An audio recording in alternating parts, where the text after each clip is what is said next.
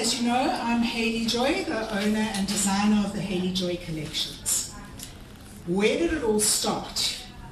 So I'm branded as the chick who does fat clothes. I have people coming and standing in the doorway of the shop going, is this where they make the fat clothes? After 15 years I've got past that and it doesn't really upset me anymore. My journey started, I left school weighing 49 kilograms. I'd never had a weight problem. I'd never had an issue. I never thought about it. I was very active. I swam a lot. I ran track with very big boobs. I did all of that. Left school, left home. I grew up in a small town called Rustenburg. It's not so small anymore. Came to the big city and went into residence where we had residence food. I don't know how many of you ever were in residence, but residence food, I had never been in a hostel, so I didn't know about that. I had mom's cooking or Selena's cooking. And I couldn't do residence food, so I discovered the canteen and I started eating burgers and chips for dinner every night. And I had a little car, so I stopped running and walking and all those kind of things. I also had severe hormone problems, which back in my day, which was 35, 40 years ago, nobody really knew what to do with me. I manifested things very differently. So they put me onto the pill, and they put me onto Diane for 3 years, from the age of 18 till 21. And I literally went from 49 kilos to 75 kilos in a year, coupled with the burgers and chips, of course. And I had to find a way to clothe myself. There was nothing on the market for plus-size women 35 years ago. Absolutely nothing. So I was at design college and I was going to be a famous fashion designer and blah, blah, blah. And I started to make clothing to cover what was growing fast. And I was young, so I was clubbing and I was going to shopping centers and movies and all of that. And I started having women come up to me going, excuse me, could you please tell me where you got your outfit? And it kept happening more and more and more. Every weekend I would have all these women, but it was always a whisper. Could you tell me where you buy this kind of clothing? And I realized back then that there was a very serious need for it. Life happened. I went and lived overseas. I worked in a fabulous bridal boutique in Toronto in Canada. And I just carried on putting on weight, putting on weight, putting on weight. I came back from overseas at the age of 29 and I weighed 95 kilograms. And I've really battled with my weight ever since. And it's interesting because I listened to Mari's story, and Mari and I walked a very long road together. And it's an interesting one, the weight journey, and we can have this conversation, we can talk forever and ever and ever about it. But you know what? I turned 55 last week, and I've come to understand something. If I'm going to constantly lament about my weight, then I need to do something about it. If I'm not going to do something about it, then I need to learn to start accepting myself for who I am. And one of the things that I say to my clients, because I dress amazing women, from smalls, Paula Quincy is one of my clients, all the way up to 7XL. I have some very, very large women that I make look beautiful.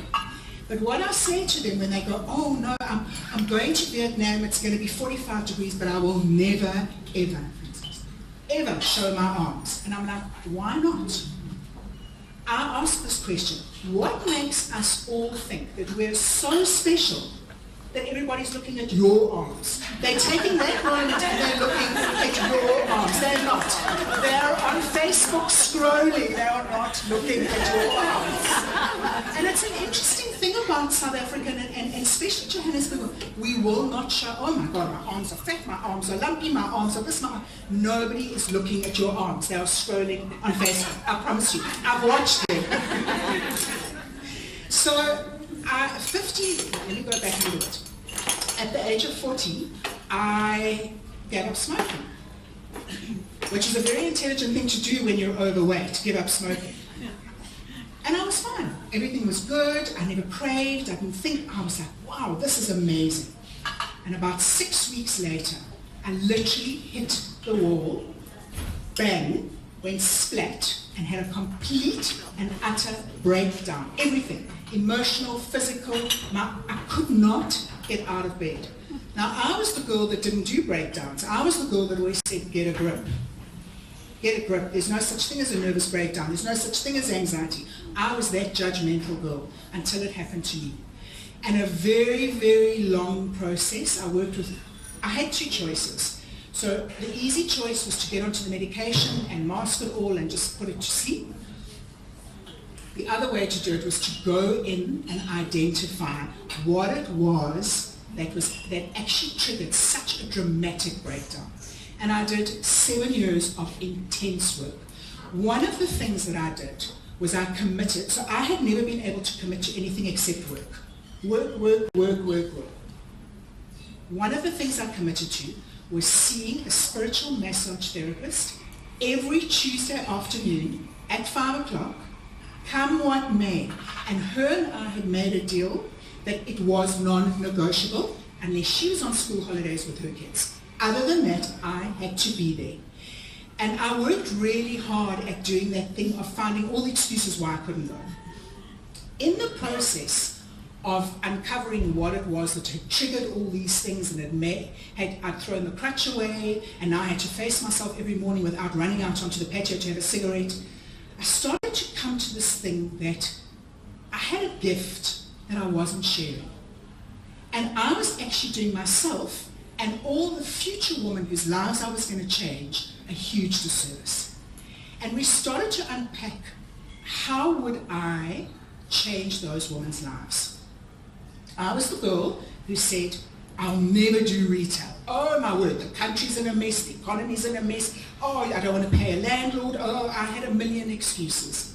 And it suddenly came to me in one of the sessions with her. I'm going to go and open a space that respects women of all shapes. I have a very level-headed partner. So this was, I was 40, I'm 55 now, so it was 15 years ago. So I went out on a mission to look for a space, and I had identified I wanted the Lovo Post Office Centre. Perfect. So off I went, and I had a look, and there was a space, and I was very excited, and I'm very impulsive. That's my space, I want to sign the lease. And they told me, no, the restaurant wants to expand, I was like, okay. And then I said to my hubby, I want to go and see where XYZ is. And we arrive at the back of the centre, and there is this art shop. And I stand outside the art shop, massive space, and I say, this is going to be my store. And he looks at me and says, there is a space. Anyway, the next day, I phoned the Ilova post office guy back, and I said, are you sure that I can't have that space? Because I really, really want that space. He said, no, I've spoken to the restaurant is taking it, but there is a space in the Dunkeld West shopping centre at the back. I said, send me the lease. I know. He said, what do you mean? I said, I was there yesterday, I stood in front of that space, that's going to be my space. So 15 years ago, I opened Hayley Joy in the Dunkeld West shopping centre at the back of the centre, and I created a cocoon. And when we started, I went up to a 2XL. Proudly, we were making 2XLs. So proud. And on a random day, this little girl walks in and she says, hi, she says, I'm from the Beeld newspaper and I want to know, would you like to take an ad? And I'm like, an ad? What do I do an ad? And yeah, she spoke really nicely and she walked me through the whole process, and I was like, okay, I'll take an ad. Knowing nothing about the reach of advertising and not asking, where does the Beeld go? How far does the Beeld go? I'm like, I came from Rustenburg. The Beeld went to Rustenburg, so I was happy. Anyway, I took my first ad out in the Beeld newspaper, and oh my, I cannot even describe. It was the most scary, it was the most wonderful, but the most scary experience. I had these girls coming from Pretoria that, I can't even tell you, like, the excitement for them, and then this total disappointment that we were again one of those stores that only went to a 2XL. I have my own production facility, so I went to my table and I said, right, this is the chance. And we started to size up to a 3, up to a 4, up to a 5, up to a 6, up to a 7. I'm only giving you the sizing because that's what we all relate to. In the journey along the sizing, I have dressed amazing women. And I have really changed their lives, and they have changed my life, because I've come to understand that it isn't a size, it is a shape. We are all shaped differently. And I've had a lot of resistance from the media, I've had a lot of resistance from people who say you're enabling them to carry on being fat. It's not about that. You're not going to get thin tomorrow. But what I have experienced is I've experienced women suddenly developing a pride in themselves and a belief in themselves, and that they get complimented. And that is a huge thing as a woman who carries weight. We always think that everybody's staring at us for the wrong reason, never for a right reason. And I had a client who had a very unfortunate body, very short. We had designed a special sleeve pattern for her arms. She had those things, enormous things, on an unfortunate body. And she came to me one day and she said, I'm going to share something with you. She said, I went to the petrol station today in that top that you made me, that I loved the fabric, and we were concerned it might be a little bit too over the top for me. She said, and I got out of the car and the petrol attendant said to me, I hope I'm not going to offend you, ma'am, but I just want to tell you that you look really beautiful today. And she burst into tears and she said to me, Hayley, I know what I look like in the mirror. She said, I'm not one of those people that people notice and think, oh, she's really pretty. And she said, today you made me feel like I belonged in this world. And that is the joy of what I do. So what I'm going to do for you today, I just need to explain to you, because I will do it when I do the little makeovers. A couple of years back, I have an amazing business coach, which Maury Lee and, I'm not sure if Paula, but Maury Lee and I share an incredible business coach who's very tough on us. He doesn't take any nonsense. And one day in a business coaching session, I said to him, listen, I've got this really serious problem. I have all these women phoning me to cut the labels out. Their son's coming to collect, their boyfriend's coming to collect it. Please cut all the labels out. I said, and I had a woman phone me this morning, hysterical, that her boss is going to a meeting at Hyde Park and he's come to fetch her clothes. Cut all the labels out. He cannot see what size I am. And I said to her, you know what? I don't need to cut the label. I'll staple the packet together. She was hysterical on that. She's like, please, you have to cut. I'm telling you, he'll open the packet. Like this is what our obsession is. I have women coming to me telling me that they're dreading going to their daughter's wedding because the color's pale pink. And hello, can you see me in pale pink? Anyway, so in that meeting with him, I tell him, and then I take out my phone and I show him a photo. A client had sent me a photo of a label, a Hayley Joy label in her mom's top. She only cut the corner. Her mom is single. She doesn't have a hubby or a boyfriend. She lives on her own. She had cut the corner just where the size was because she couldn't bear to look at what size she had to buy. So I tell him the story and he looks at me and he says to me, how about colors? I'm like, okay, colors. That night I'm standing in front of the mirror brushing my teeth at 11 o'clock and I'm like, that's what we're going to do. We're going to do colors, but we're going to go one step further. We're going to put a shape on every label because I'm going to have somebody in Pits or Nevada phoning me and saying, I'm a pink label, when in actual fact she's a red label. And she's going to receive the garment and it's going to be too small. So I wanted a dual thing where you are now a pink heart. So I just want to show you, just to give you an idea.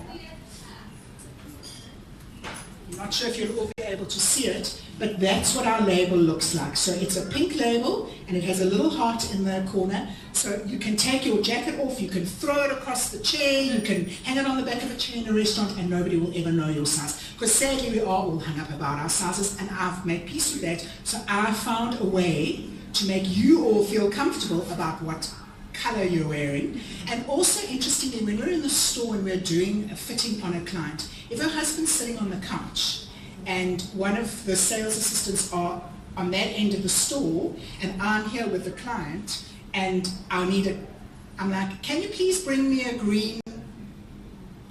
The husband's sitting on the couch, he doesn't need to hear that she's a 5XL. I mean, that would make her cringe. So we just go, please bring me a green, and he carries on, he doesn't know what's in it. And it's amazing the psychology behind it and how much, this is a huge talking point. So the actual size is on the swing ticket which peels off, just so that if people want to know. But it's all about colors and shapes. The shape thing is a big thing.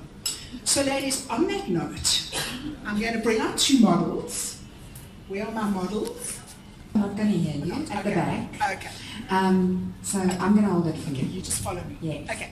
So one of the things that I do first when I get a new client in the store is I put her into our basic black so that she can come out of the change room. And the reason for that is we know that we don't want to be looking at ourselves in the mirror 50 times. So you only look at yourself in the mirror once. When you come out, that's you look like a slab of one size. Very important for the psychology. And interestingly, when I do this with clients, I have this moment where they come out and they go, where did I go? Because if it fits correctly, I've guessed what sizes these two ladies are. Can I have a look? I must say that you did guess it very well. Sure. Okay, so let me see. Okay, so just to give you an idea of what I do. So I have two style camisoles. This camisole is my shorter version, and it's my more corporate version that we do with a flat hem for corporate. But it's got the thicker straps so that it doesn't show the bra at all. I'm big on the whole bra thing because as larger ladies, most of us have got boobs, we wear bras, and we don't want our bra straps showing. I deal with women with very I've big got a tummies. big stomach. Okay, well you push it It's out. just hidden. Just push it out. That's what Hayley Joy clothes do. So the thing for me with print is print gives you cover. It gives you that security of, I mean, I'm going to show you. So I have a cami, this is quite a small cami. I have a cami underneath. This is what I have, ladies. I have two stomachs, one at the top and one at the bottom. Now, if I walked around like that, I mean, you would see it, I would feel it. As soon as I've got the print over it, already this starts to disappear. Another thing, I've had a lot of inquiries about the pockets that we put on this top. The reason for the pockets on this top is I have these things. You know these things? Okay. Love handles. Those love handles. Now, without the pockets, I know if I'm walking and there's a bit of a wind or whatever, the top's going to blow across, and I know they're going to show and I'm going to die. So these pockets perform an amazing function. Because of the weight and the way we've done them, we've gathered them, they actually hang off those things. And I'm standing here and not for 1 minute have I thought, oh my word, I hope those things aren't showing. It's a thing, we do that, and I can't deny that we all do that. As much as I wish we'd just embrace ourselves, it is what it is.